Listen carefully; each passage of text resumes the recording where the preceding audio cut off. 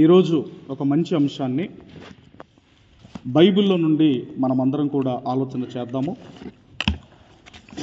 ఈరోజు మనము నేర్చుకోబోయే అంశము ఏంటి అన్నప్పుడు చాలా జాగ్రత్తగా ఈ అంశాన్ని మీకు తెలియజేయాలని నేను ఆశపడుతున్నాను. ఎందుకంటే మనమందరం కూడా హార్వెస్ట్ సీజన్లోనికి ప్రవేశించాం. మనం అంతే కదమ్మా, హార్వెస్ట్ సీజన్లోనికి మనము ప్రవేశించాము. కాబట్టి దేవునికి కానుకలు ఎందుకు ఇవ్వాలి, రెండవది ఎంత ఇవ్వాలి, ఎలా ఇవ్వాలి, ఎప్పుడు ఇవ్వాలి, ఎవరికి ఇవ్వాలి, ఇస్తే ప్రతిఫలం ఏంటి, ఇన్ని అంశాలు ఉన్నాయి, ఇన్ని పాయింట్స్ ఉన్నాయి.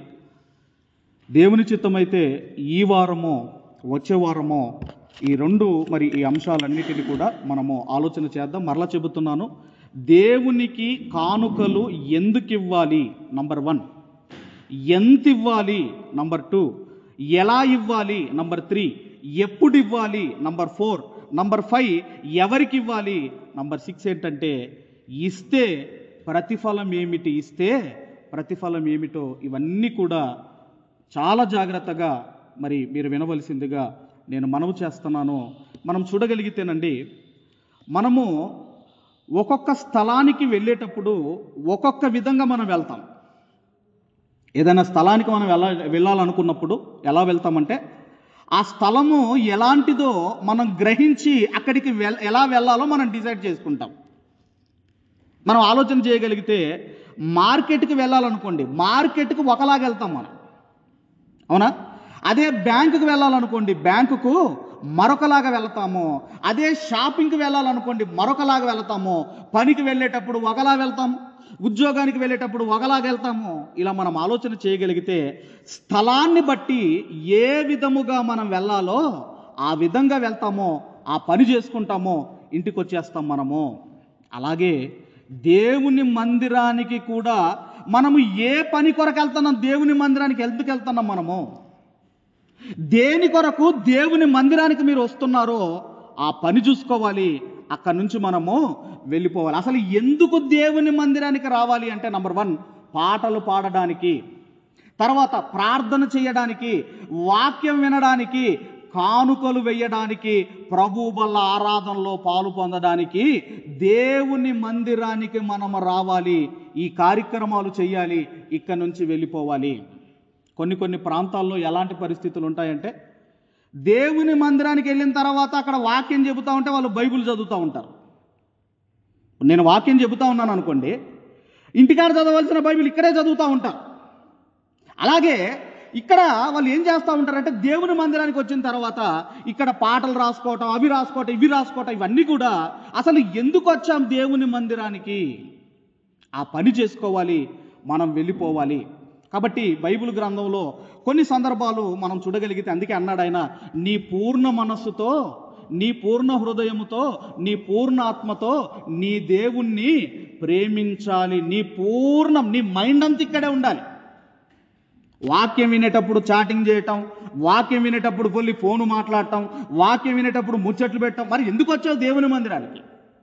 ఎందుకు వచ్చావు? మన దేవుని మందిరానికి ఎందుకైతే వచ్చావో ఆ పని చూసుకోవాలి, వెళ్ళిపోవాలి. ఇక్కడికి వచ్చింది మనం బాగున్నావా అడగడానికి, బాగోగులు అడగడానికి అది ఇక్కడికి వచ్చే దేవుని వాక్యము వినడానికి, ప్రార్థన చేయడానికి, కానుకలు ఇవ్వడానికి, ప్రభు బల ఆరాధనలో పార్టిసిపేట్ చేయడానికి దేవుని మందిరానికి వస్తున్నాము. అందుకే నీ మైండ్ అంతా నీ పూర్ణ మనస్సుతో ఇదిగో నీ దేవుణ్ణి నువ్వు ప్రేమించాలి. నీ మైండ్ అంతా ఇక్కడే ఉండాలి. అందుకే బైబిల్ గ్రంథంలోకి వెళ్ళి కొన్ని సందర్భాలు మనం చూడగలిగితే, దయచేసి అపోస్తులుల కార్యములు 8వ అధ్యాయము, అపోస్తులుల కార్యములు 8వ అధ్యాయము 27వ వచనాన్ని 28వ వచనాన్ని మనం అందరం కూడా చదువుకుందాము. 26 నుంచి చదువుకుందాం. 26, 27 చదవండి సార్.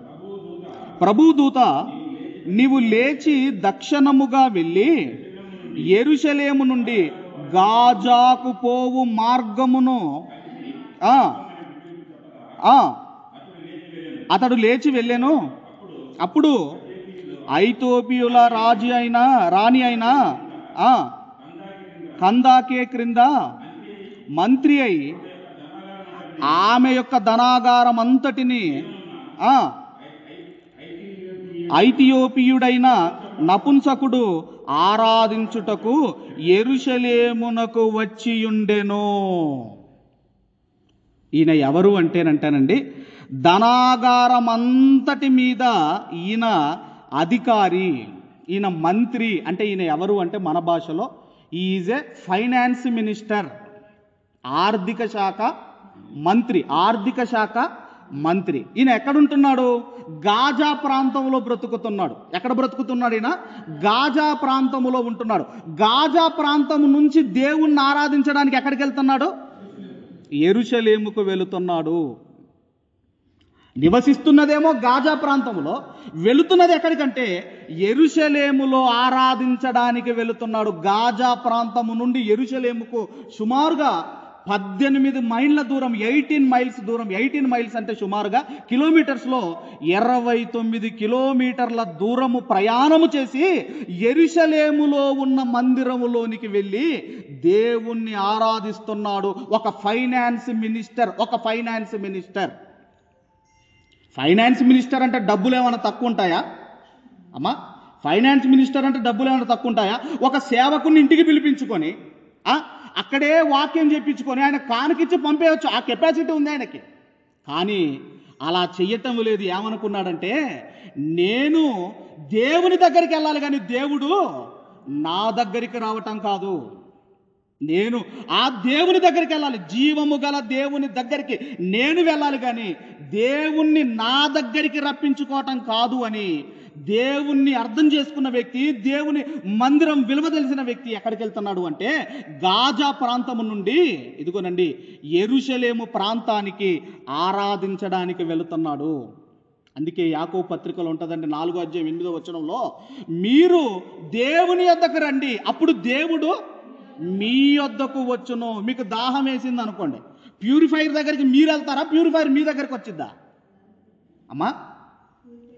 ఎక్కడికి వెళ్ళాలి? అక్కడ డిస్పెన్సరీ ఉంది. దాహం వేస్తే దాని దగ్గరికి మీరు వెళ్ళాలి కానీ వాటర్ అనేది మీ దగ్గరికి రాదు. కాబట్టి దేవుని దగ్గరికి మనం వెళ్ళాలి కానీ దేవుడు మన దగ్గరికి కాదు రావటం అని ఆయన ఏం చేశాడంటేనండి, గాజా ప్రాంతము నుండి ఆయన ఇదిగోనండి దేవుణ్ణి ఆరాధించడానికి యెరూషలేముకు వెళుతున్నాడు. ఆ తర్వాత ఎవరు వస్తారంటే ఫిలిప్పు కనుక్కుంటాడు. ఆ తర్వాత అతనికి రక్షణ మార్గాన్ని, అతనికి ఆ రక్షణ సువార్తను ప్రకటిస్తాడు. ఆ తర్వాత నపుంసకుడు ఫైనాన్స్ మినిస్టర్ అయిన రక్షణ పొందుకొని ఆయన వెళ్ళిపోతాడు. ఇదొక సందర్భం అయితే, మరొక సందర్భము లూకాసు వార్త దయచేసి 13వ అధ్యాయము, లూకాసు వార్త 13వ అధ్యాయము 10వ వచనము నుండి మనం అందరం కూడా చదువుకున్నాం. విశ్రాంతి దినమున యేసుక్రీస్తు వారు ఒక సమాజ మందిరములో బోధించుచున్నప్పుడు, ఎప్పుడమ్మా? విశ్రాంతి దినం అంటే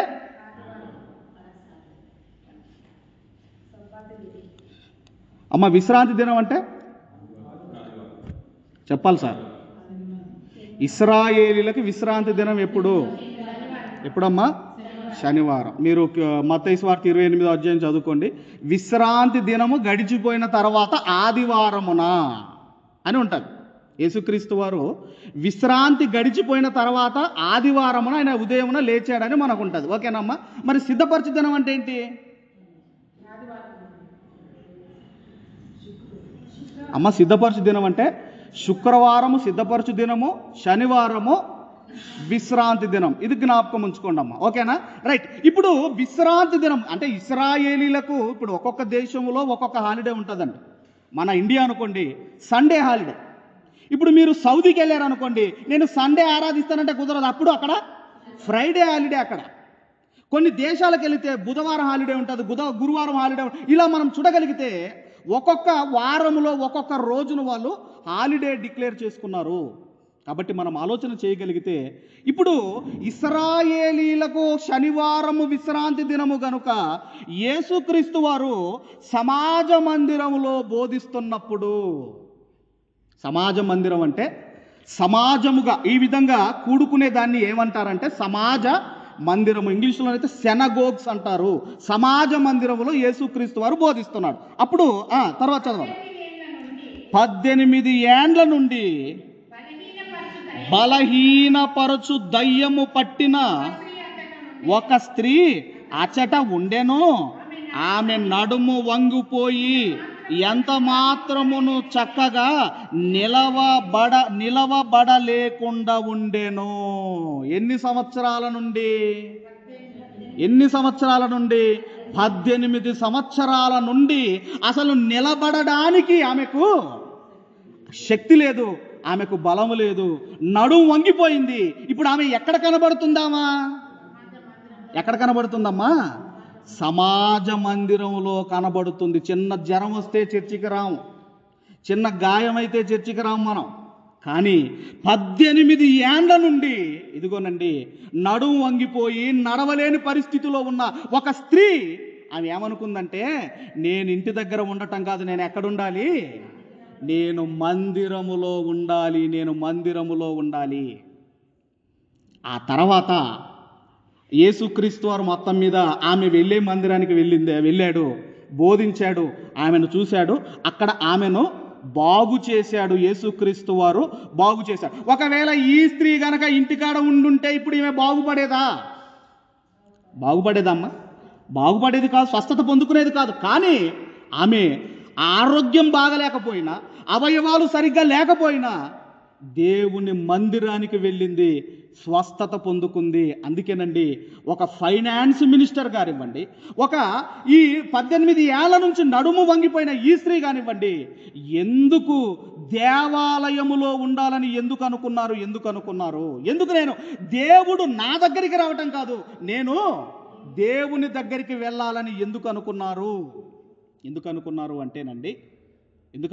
అంటే మరి దేవుడు సొలొమోను గారితో మాట్లాడుతూ వాళ్ళు ఎందుకు అనుకున్నారో సొలొమోను గారితో దేవుడు మాట్లాడుతూ, దయచేసి ఆ రాజుల మొదటి గ్రంథము 9వ అధ్యాయము, రాజుల మొదటి గ్రంథము 9వ అధ్యాయము మొదటి వచనము నుంచి 3 వచనాలు మనం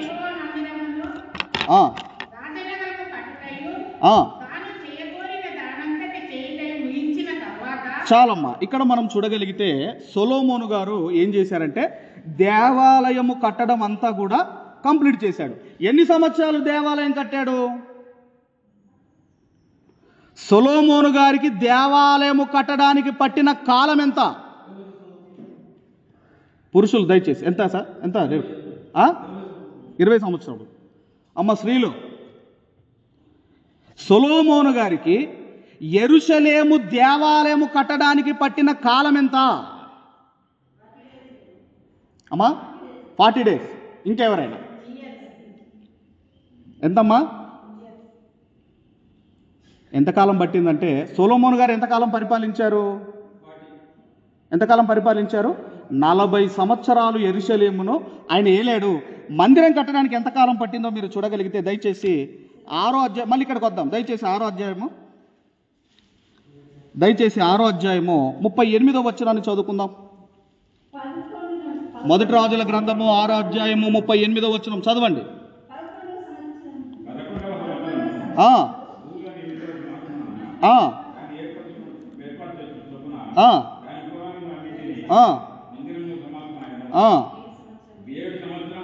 ఏడు సంవత్సరములు సొలొమోను దానిని కట్టించుచుండెను. అంటే మందిరము కట్టడానికి సొలొమోనుకు కట్టిన కాలం ఎంత?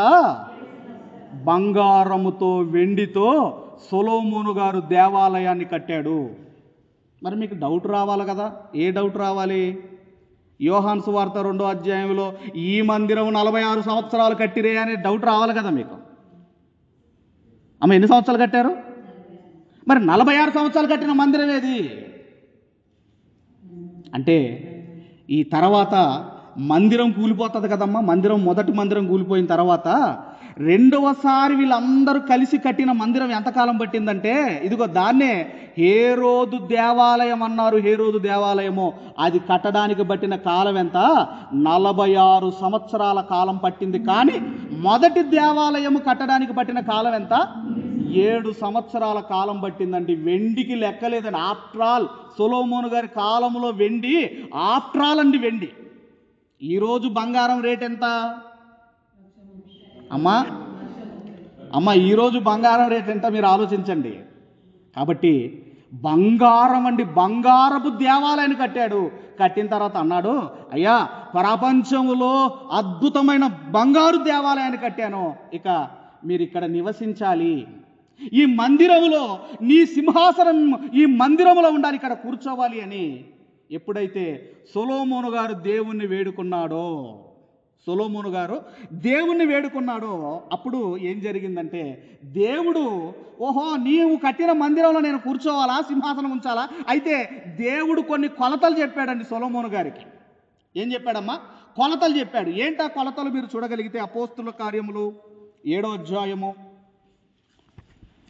అపోస్తులుల కార్యములు 7వ అధ్యాయము దయచేసి 49 నుంచి 47 నుంచి 50వ వచనం వరకు కలిసి ఉంటాయమ్మా. అక్కడ చదువుకున్నాం. అయితే సొలొమోను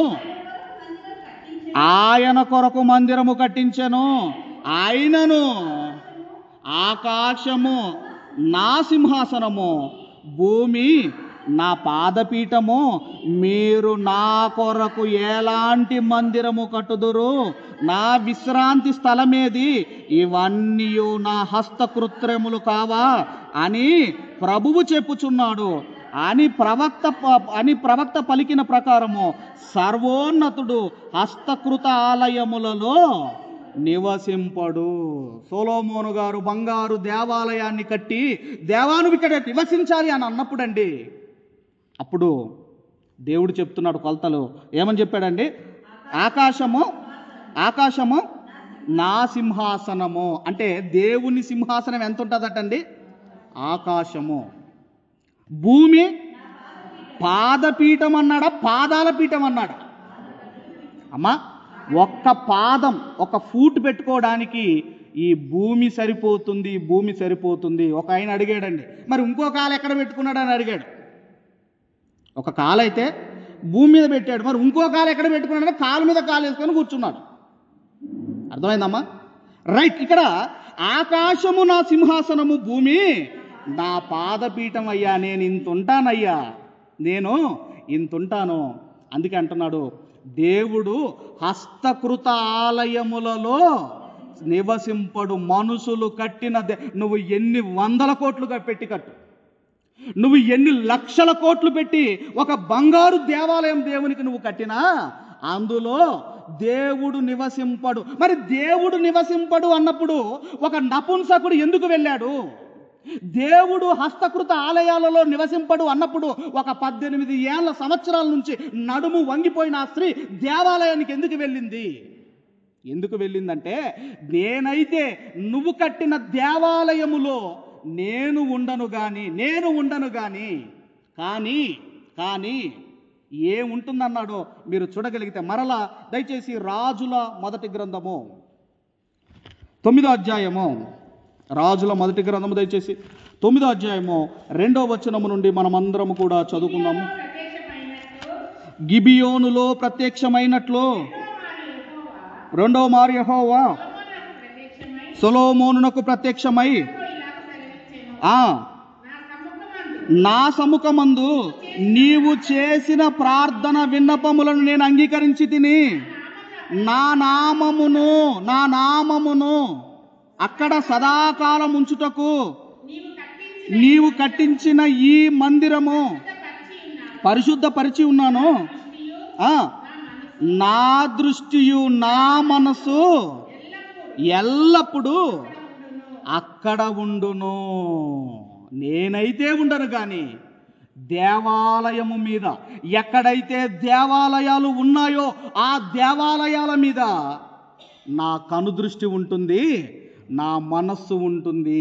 నువ్వు కోట్లు పెట్టి కట్టిన మందిరాల్లో అక్కడ దేవుని కనుదృష్టి ఉంటుంది, అక్కడ దేవుని మనసు ఉంటుంది. నువ్వు చిన్న రేకుల షెడ్ వేసి గుడిసె వేసిన అక్కడ 10 మంది కూడుకున్నా అక్కడ దేవుని కనుదృష్టి ఉంటుంది, అక్కడ దేవుని మనస్సు ఉంటుంది. అందుకేనండి ఒక ఫైనాన్స్ మినిస్టర్ వెళ్ళాడు, ఒక నడుము వంగిపోయిన స్త్రీ దేవాలయానికి వెళ్ళింది. అందుకే మనకేముండాలి అంటే, ఈ వారం రోజులు దేవుడు నన్ను కాపాడాడు. ఎన్నో ప్రమాదాలు జరుగుతున్నాయి. మొన్నటికి మొన్న కర్నూల్లో బస్సు ప్రమాదం జరిగి 22 మంది చనిపోయారు.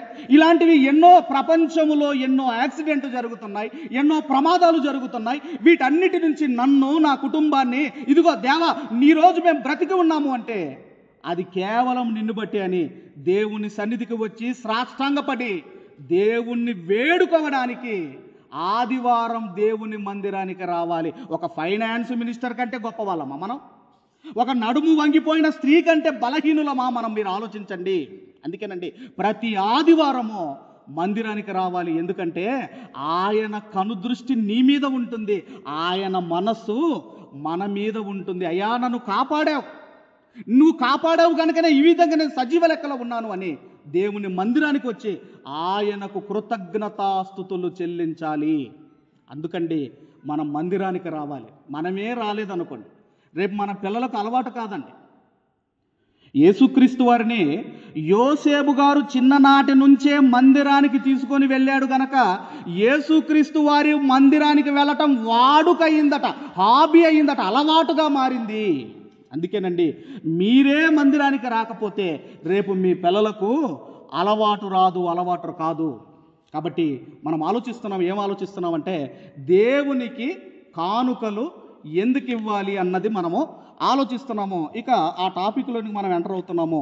అసలు దేవునికి కానుకలు ఎందుకు ఇవ్వాలి? చాలామంది అనుకుంటారండి ఈ అంశము 2 వారాలు మీరు వింటేనే ఒక మంచి క్లారిటీ అనేది మీకు వస్తుందండి. దేవునికి కానుకలు ఎందుకు ఇవ్వాలి అన్నప్పుడు అండి, దయచేసి ఇంతకుముందు మనం చదువుకున్నాము, జాగ్రత్తగా ఇక్కడ నుంచి చాలా జాగ్రత్తగా దేవుని మాటలు మీరు వినవలసిందిగా మనవి చేస్తూ లూకాసు వార్త 21వ అధ్యాయము, లూకాసు వార్త 21వ అధ్యాయము 1వ వచనం నుండి చదవమ్మా. కానుక పెట్టెలో తమ కానుకలు వేయుచున్న ధనవంతులను ఆయన పార చూసెను. ఇక్కడ ఈ కానుకల పెట్టింది కదమ్మా, ఇప్పుడు కానుకల పెట్టింది కదా, కానుకల పెట్టెలో మీరందరూ వస్తూ ఉన్నారనుకోండి, అక్కడ యేసుక్రీస్తు వారు అక్కడే ఉండి పార చూసాను అంటే కళ్ళు పెద్ద చేసుకొని చూస్తాం చూడండి. అంటే ఎవరెవరు ఎంత వేస్తున్నా ఇట్లా చూస్తాం చూడండి. పార చూసాను అంటే కానుకలు వేస్తున్న వారిని దేవుడు యేసుక్రీస్తు వారు పెద్ద కళ్ళు చేసుకొని చూస్తున్నాడట. ఎవరెవరు ఎంత వేస్తున్నారు. పాట పాడతాం మనం, నావన్నీ అంగీకరించని పాడతాం, కొంతేసి వెళ్ళిపోతాం, అంతేనమ్మా. పాటేమో ఇరగదీస్తాం మనం. కాబట్టి అందరూ కానుకేస్తుంటే చూశాడట. చూసినప్పుడు ఆయన అంటున్నాడు, ఒక బీద విధవరాలు 2 కాసులు అందులో వేయుచుండగా చూచి. చాలమ్మా, అందరు వేస్తుంటే చూశాడు, అలాగే ఒక బీద విధవరాలు కానుకేస్తుంటే కూడా చూశాడు. ఇప్పుడు నేను అడుగుతున్నాను, ఒక పేద విధవరాలు కానుక వేయటం అవసరమా? ఒక పేద విధవరాలు కానుక వేయటం అవసరమా? మొత్తం మీద ఆ పేద విధవరాలు కానుక వేస్తుంటే చూశాడు. చూసి అప్పుడు అంటున్నాడు ఆయన, 3వ వచనం, ఆ బీద విధవరాలు అందరికంటే ఎక్కువగా వేసెనని మీతో నిజముగా చెప్పుచున్నాను. ఏమంటున్నాడు అంటే, అందరేమో ధనవంతులందరేమో వారి జీతములో నుంచి కొంత వాళ్ళు కానుక వేస్తే యేసుప్రభు వారు అంటున్నారు, ఈ పేద విధవరాలు అందరికంటే ఎక్కువగా వేసింది. ఎందుకు ఆ మాట అంటున్నాడు అంటే మన తలంపులు, మన ఆలోచనలు వేరు, దేవుని తలంపులు, దేవుని ఆలోచనలు వేరు. మన దృష్టి, మనము చూసే దృష్టి వేరు, దేవుడు చూసే ఆ దృష్టి కోణం వేరు. ఆయన అంటున్నాడు, అందరికంటే ఎక్కువగా ఈ పేద విధవరాలు ఎక్కువగా కానుక వేసింది. ఒక ఫంక్షన్కి మనం వెళ్ళామనుకోండి, ఏదైనా ఒక ఫంక్షన్కి వెళ్ళామనుకోండి, మనం ఏం చూస్తామంటే భోజనాలకు కూర్చున్నామో నా ప్లేట్లో ఎంత మాంసం వేస్తున్నాడో అని కొంతమంది చూస్తారు, మరికొంతమంది బకెట్ వైపు చూస్తూ ఉంటారు. అల్ల ఎంత కూర ఉంది, ఆయన నాకెంత వేస్తున్నాడని కొంతమంది అది చూస్తూ ఉంటారు. కొంతమంది చూస్తారు పక్క ఆయనకి ఎంత వేసాడు, నాకెంత వేసాడని కొంతమంది చూస్తారు. అంటే ఒక్కొక్కరి దృష్టి ఒక్కొక్కలాగుంటుంది. అలాగే దేవుడు కూడా అంటున్నాడు, అందరూ కానుకలేశారు, కానీ అందులో ఒక పేద విధవరాలు 2 కాసులు వేసింది. 2 కాసులు ఆయన అంటున్నాడు, ఏమంటున్నాడు అంటే, అందరికంటే ఎక్కువగా ఈ పేద విధవరాలు వేసింది అని చెబుతున్నాడు. మొత్తం మీద కానుకేసింది. తర్వాత మరొక సందర్భాన్ని కూడా మీరు చూడగలిగితే మార్క్స్ వార్త మొదటి అధ్యాయము దయచేసి 10వ వచనం నుండి మనం చదువుకుందామండి. 40వ వచనం నుండి 40వ వచనం నుండి మనం చదువుకుందాం. మార్క్స్ వార్త 10వ అధ్యాయము 40వ వచనం నుండి చదువుకుందాం. మార్క్స్ వార్త మొదటి అధ్యాయము 40వ వచనం నుండి చదవమ్మా.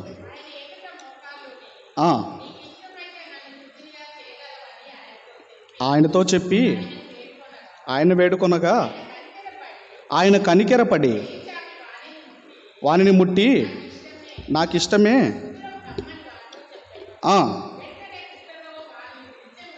విడిచెను గనుక వాడు శుద్ధుడాయెను.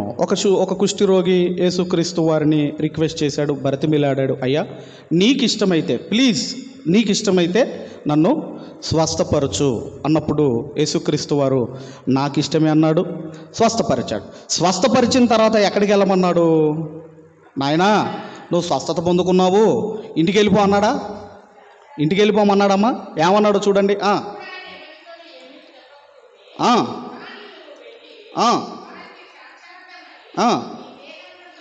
నీ దేహమును యాజకునికి కనపరుచుకొని నీవు శుద్ధుడవైనందుకు మోషే నియమించిన కానుకలను సమర్పించమని ఆయన ఖండితముగా ఆజ్ఞాపించెను. ఒక కుష్ఠురోగి స్వస్థత పొందుకున్న తర్వాత ఇంటికి వెళ్ళమంటలేదు. ఏమని చెప్పాడండి? ఇంటికి వెళ్ళమని చెప్పలేదు. ఏమన్నాడు? నీవు దేవాలయానికి వెళ్ళు, అక్కడ యాజకుడు ఉంటాడు, ఆ యాజకునికి నీ దేహము కనపరుచుకో. మోషే అప్పుడు నియమించాడు కదా ఒక కానుక, స్వస్థత పొందుకున్నందుకు ఒక కానుక నియమించాడు కదా, ఆ కానుకను సమర్పించమని ఎలా చెప్పాడటండి? ఖండితముగా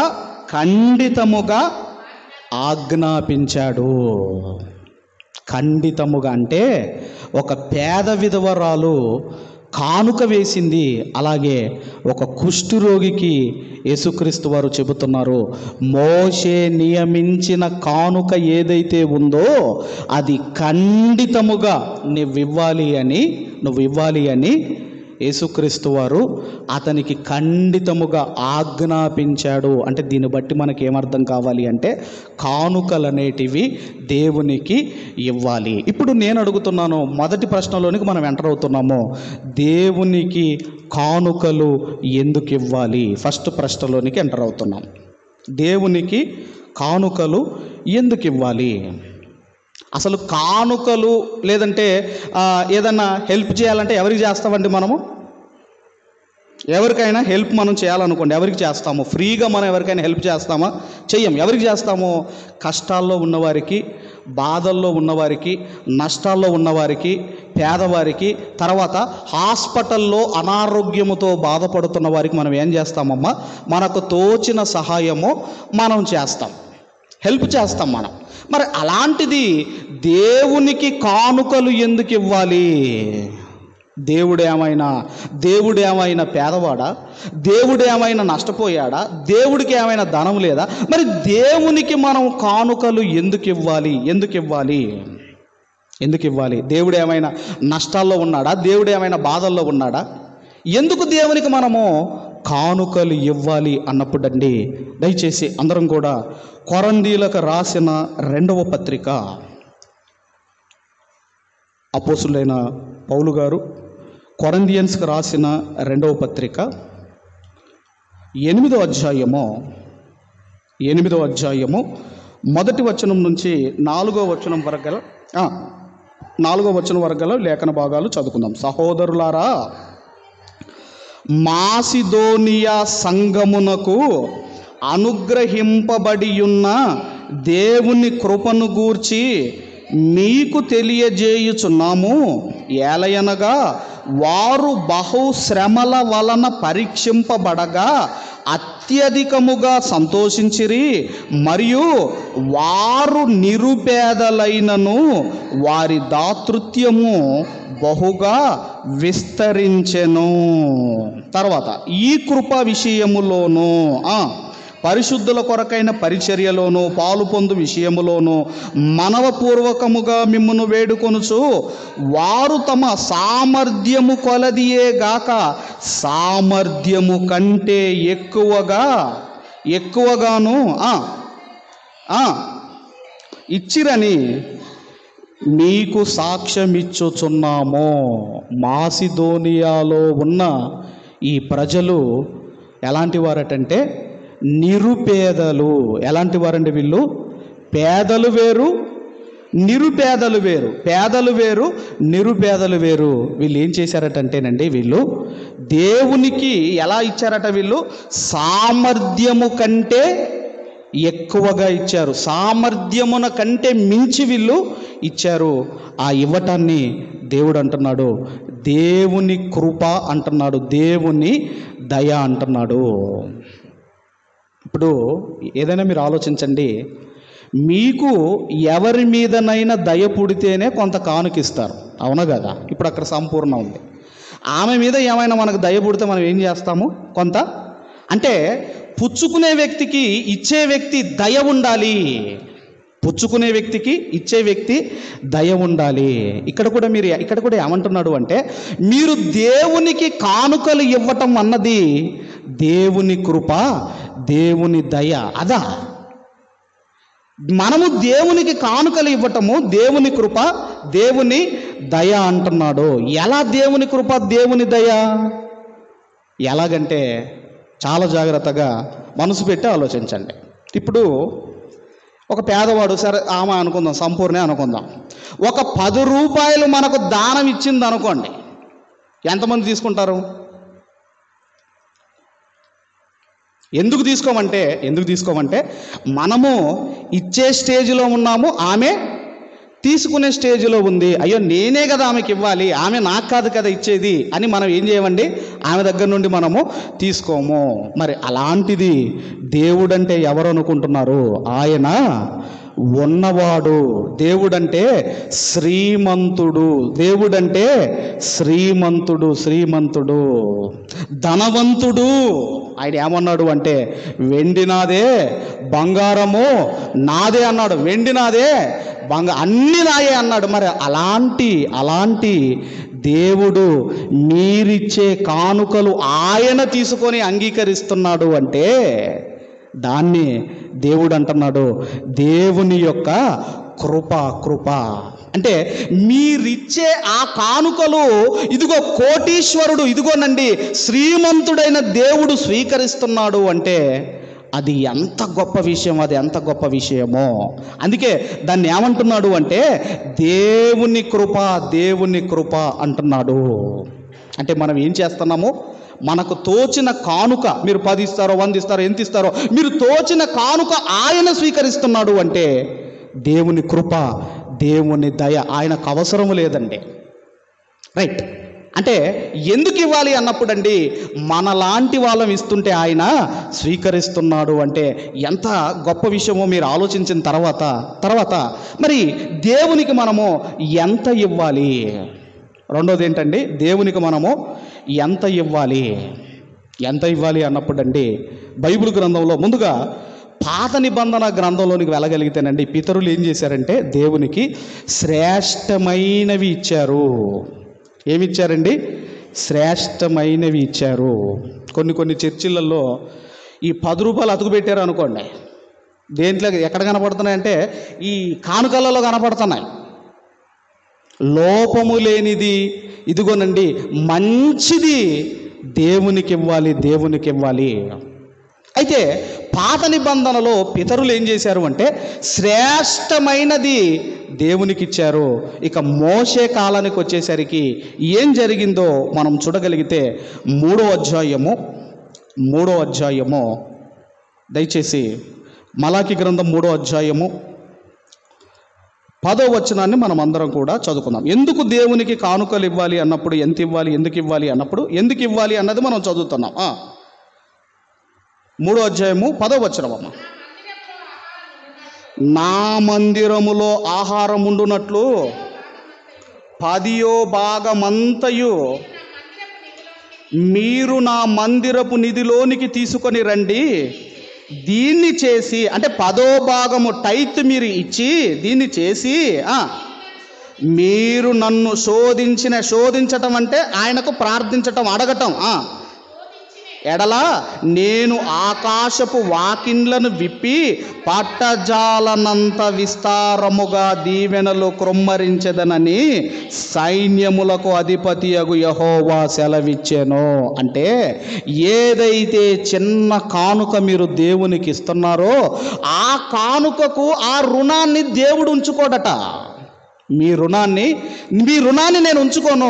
ఆయన అంటున్నాడు, నేనేం చేస్తానంటే మీరు నాకిచ్చి మీ ప్రేమను వ్యక్తపరిచారు, నేనేం చేస్తానంటే మీరిచ్చిన దానికి ఇదిగోనండి పట్టజాలనంత విస్తారమైన దీవెనలు నేను క్రొమ్మరిస్తాను అంటున్నాడు. అంటే ఎందుకు ఇవ్వాలి అంటే మీరు ఇచ్చినందుకు నేనేం చేస్తాను అంటే పట్టజాలనంత విస్తారమైన దీవెనలు నేను క్రొమ్మరిస్తాను అంటున్నాడు. అందుకండి దేవునికి మనము కానుక ఇవ్వాలి. మీరిచ్చిన దానికి దేవుడు అలాగే ఉంచుకోడు. మీ రుణము ఆయన ఉంచుకోడు. మీరు అనుకున్న దానికంటే ఇంకొక 100% కలిపి నేను 100% ఇస్తాను అని దేవుడు అంటున్నాడు. రైట్. ఎందుకు ఇవ్వాలి అంటే మనం ఇస్తే ఆయన మనకు మరలా తిరిగి ఏమిస్తున్నాడు? రిటర్న్ గిఫ్ట్ ఇస్తున్నాడు. అదే పట్టజాలనంత విస్తారమైన దీవెనలు నేను మీకు క్రొమ్మరిస్తాను అన్నాడు. మరి ఇప్పుడు ఎంత ఇవ్వాలి దేవునికి? ఎందుకు ఇవ్వాలి అంటే ఇస్తే దీవెనలు కొమ్మాలి. మరి ఎంత ఇవ్వాలి దేవునికి? ఎంత ఇవ్వాలి అంటే పాత నిబంధనలో పితరులు శ్రేష్టమైనవి ఇచ్చారు. మోషే కాలానికి వచ్చేసరికి ఇప్పుడు ఇక్కడ మనం చదువుకున్నాం కదండి. ఏమని చదువుకున్నాం? 10వ వచనంలో నా మందిరంలో ఆహారం ఉండునట్లు తర్వాత 10వ భాగమంతయు మీరు నా మందిరపు నిధిలోనికి తీసుకొని రండి. 10వ భాగము 10 టైత్ అంటే ఎంత అంటమ్మా? ఇప్పుడు 1000 రూపాయలు వచ్చాయనుకోండి, ఎంత ఇవ్వాలి ఇప్పుడు? ఇది పాత నిబంధన చెబుతున్నాను, ఇప్పుడు మీకు క్రొత్త నిబంధనకు ఇంకా రాలేదు. మనం ఎంత ఇవ్వాలి అంటే పాత నిబంధనలో మోషే గారు ఇశ్రాయేలులకు నియమించింది ఎంతంటే 10వ భాగం ఇవ్వాలి. 10% ఇవ్వాలి అన్నాడు. ఓకేనండి. ఇది ధర్మశాస్త్రములో ఇశ్రాయేలులకు చెప్పాడు. మరి ఈ 10వ భాగం ఎవరికి ఇవ్వాలి? మందిరంలోనికి తీసుకొని రమ్మన్నాడు. మందిరంలో ఎవరుంటారు? ఎవరికి ఇవ్వాలో ఆ మాట కూడా మీరు చూడగలిగితే దయచేసి లేవియాకాండము 27వ అధ్యాయము 27వ అధ్యాయం ఎంత ఇవ్వాలో అక్కడ చెబుతున్నాడు. లేవియాకాండం 27వ అధ్యాయము 30వ వచనాన్ని చదువుకుందాం. 27వ అధ్యాయం 30వ వచనం 27, 30 లేవియాకాండము చదవమ్మా. భూధాన్యములలోనేమి వృక్ష ఫలములలోనేమి భూఫలములన్నింటిలో 10వ భాగము యెహోవా సొమ్ము, అది యెహోవాకు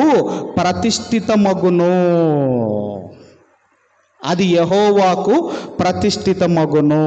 అంటే భూధాన్యంలో కావచ్చు, వృక్ష ఫలములో కావచ్చు, భూఫలములో కావచ్చు 10వ భాగము యెహోవా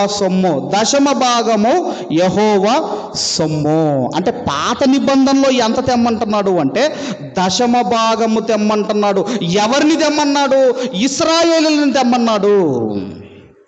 మరి ఇశ్రాయేలులను 10వ భాగము తీసుకొచ్చి ఎవరికి ఇమ్మన్నాడో ఆ మాట కూడా మీరు చూడగలిగితే సంఖ్యాకాండం పక్క పుస్తకం సంఖ్యాకాండం 18వ అధ్యాయము 24వ వచనాన్ని మనం అందరం కూడా చదువుకుందాం. సంఖ్యాకాండము దయచేసి సంఖ్యాకాండము 18వ అధ్యాయము చదవమ్మా. 18:24. అయితే ఇశ్రాయేలు యెహోవాకు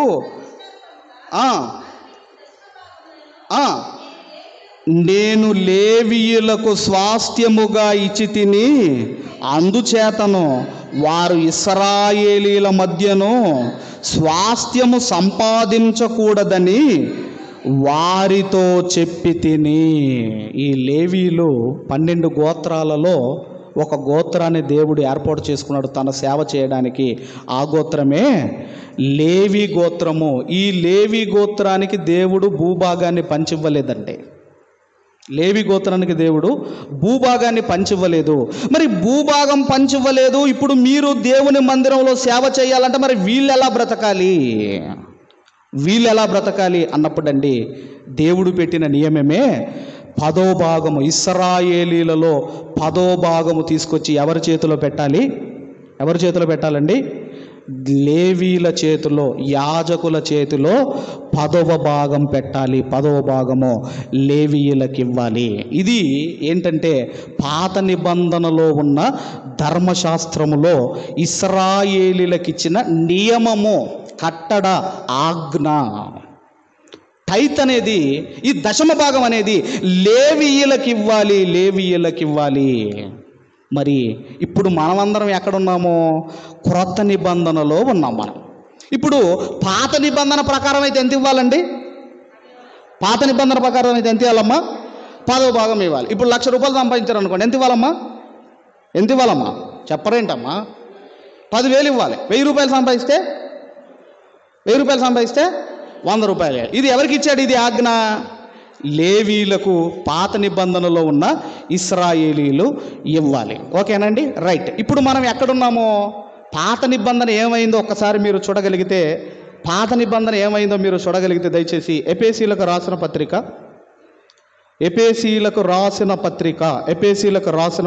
2వ అధ్యాయము 14వ వచనాన్ని మనం అందరం కూడా చదువుకున్నాం.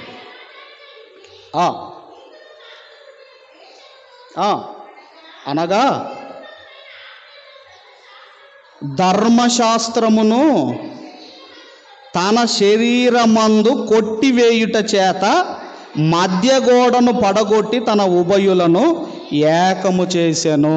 ఇప్పుడు యేసుక్రీస్తు వారు ఏం చేశారంటే ధర్మశాస్త్రమును ఆయన ఏం చేశాడు? కొట్టివేశాడు. ధర్మశాస్త్రాన్ని ఏం చేశాడు? కొట్టివేశాడు. అంటే ఇప్పుడు 10% అనేది ఇప్పుడు చెల్లదు. 10% అనేది చెల్లదు. ఎందుకు చెల్లదు? అది ధర్మశాస్త్రంలో ఉంది. అది ఎవరికి ఇమ్మన్నాడు? లేవీలకు ఇమ్మన్నాడు. ఎందుకు ఇమ్మన్నాడు? వాళ్ళు ఏ పని చేసుకోకూడదు, వాళ్ళు ఏమీ సంపాదించుకోకూడదు. ఎందుకంటే వాళ్ళు ఒక పొలం పని చేయకూడదు, వాళ్ళకు భూములు లేవు, ఏమి లేవు. మరి వాళ్ళు ఎలా బ్రతకాలి? 24 గంటలు దేవుడని దేవుని మందిరంలో బ్రతుకుతుంటే మరి వాళ్ళు ఎలా బ్రతకాలి అని ఈ 10% లేవీలకు ఇచ్చాడు. ఇది ఎప్పటి వరకు నడిచిందంటే యేసుక్రీస్తు వారు ఇదిగోనండి శిలవ మరణం పొందేంత వరకు, యేసుక్రీస్తు వారి కాలం వరకు ధర్మశాస్త్రం అమల్లో ఉంది కనుకనే యేసుక్రీస్తు వారు శనివారం రోజు ఎక్కడికి వెళ్ళాడు? ఆయన మందిరానికి వెళ్ళాడు. ఎప్పుడు వెళ్ళాడండి ఆయన? శనివారం రోజు. ఆయన ధర్మశాస్త్రం క్రింద ఉన్నాడు కనుక విశ్రాంతి దినమును యేసుక్రీస్తు వారు ఆచరించారు. అందుకే ఇప్పుడు యేసుక్రీస్తు వారు ధర్మశాస్త్రం ఏం చేశాడట? ఆయన కొట్టివేశాడు. ఇప్పుడు ధర్మశాస్త్రం కొట్టివేయబడింది అంటే 10% కూడా ఏమైపోయింది? కొట్టివేయబడింది. ఇప్పుడు మనం అందరం ఎక్కడున్నాము అంటే క్రీస్తు రక్తము చేత ఏర్పరచబడిన క్రొత్త నిబంధనలో ఉన్నాం. ఇప్పుడు క్రొత్త నిబంధన ప్రకారం ఎంత ఇవ్వాలి? అప్పుడేమో 10% ఇవ్వాలి. ఇప్పుడు ఎక్కువ ఇవ్వాలా తక్కువ ఇవ్వాలా? ఎంత ఇవ్వాలి? క్రొత్త నిబంధన ప్రకారము ఎంత ఇవ్వాలి? తర్వాత ఎప్పుడు ఇవ్వాలి? తర్వాత ఎవరికి ఇవ్వాలి? తర్వాత ఎలా ఇవ్వాలి? ఇచ్చేది కూడా ఎలా పడతాలో ఇవ్వకూడదటండి. దేవుడు స్వీకరించాలి, నీ కానుక దేవుడు స్వీకరించాలి అంటే ఎలా పడతాలో ఇవ్వకూడదటండి. ఆ మధ్యకాలంలో అంబానీ కుమారుంది ఎంగేజ్మెంట్ జరిగింది కదమ్మా. అంబానీ కుమారుని ఎంగేజ్మెంట్ జరిగితే అది చూస్తున్నప్పుడు, వీడియో చూస్తున్నప్పుడు వాళ్ళ రిలేటివ్ అనుకుంటా ఒక లేడీ వెళ్ళిపోయి ఒక 500 రూపాయల నోటు అబ్బాయి చేతికి ఇచ్చింది. ఆ అనంత అంబానా చిన్న అబ్బాయికి ఒక 500 కానుక ఏం చేసింది? ఒక 500 రూపాయల కానుక ఆ అబ్బాయి చేతికిస్తే ఆ అబ్బాయి తీసుకొని సంతోషపడుతున్నాడు. అసలు ఇంతగా ఆడి చేతికే ఉన్న వాచ్ ఎంత అంటే 3 కోట్లు ఉంటుంది. వాడి చేతికున్న వాచ్ ఎంత అంటే కాస్ట్ 3 కోట్లండి వాడి చేతికున్న వాచ్ కాస్ట్. మరి అలాంటిది ఒక ఆమె వెళ్ళిపోయి ఒక 500 ఇస్తేనే అలా ఉంటే, అలాంటిది దేవునికి ఇచ్చేటప్పుడు ఎలా ఇవ్వాలి, ఇప్పుడు ఎంత ఇవ్వాలి, అలాగే మనం ఏ రోజు ఇవ్వాలో కూడా రాసి పెట్టాడండి దేవుడు బైబిల్లో. ఇవన్నీ కూడా బైబిల్ గ్రంథంలో ఉన్నాయి. ఇది మీకు తెలియాలి అంటే నెక్స్ట్ వీక్ దీన్ని మనము కంటిన్యూ చేసుకుందాం. ఆల్రెడీ టైం అయిపోయింది కాబట్టి ఇప్పుడు మనము ఎందుకు ఇవ్వాలి, ఎంత ఇవ్వాలి, రెండే మనం నేర్చుకున్నాం. ఎందుకు ఇవ్వాలి, ఎంత ఇవ్వాలి. పాత నిబంధన ప్రకారం అయితే 10% ఇవ్వాలి. ఇప్పుడు పాత నిబంధన కొట్టివేశాడు కనుక ఇప్పుడు మనము మరి క్రొత్త నిబంధనలో ఉన్న మనం ఎంత ఇవ్వాలి, ఎలా ఇవ్వాలి, ఎప్పుడు ఇవ్వాలి, ఎవరికి ఇవ్వాలి, ఇస్తే ప్రతిఫలం ఏంటో ఈ 5 భాగాలు నెక్స్ట్ వీక్ మనం కంటిన్యూ చేసుకుందాము. దేవుడి మాటలు మన హృదయములో ఫలింపజేయును గాక. ఆమేన్. మంచిది. మరి ఈ సమయంలో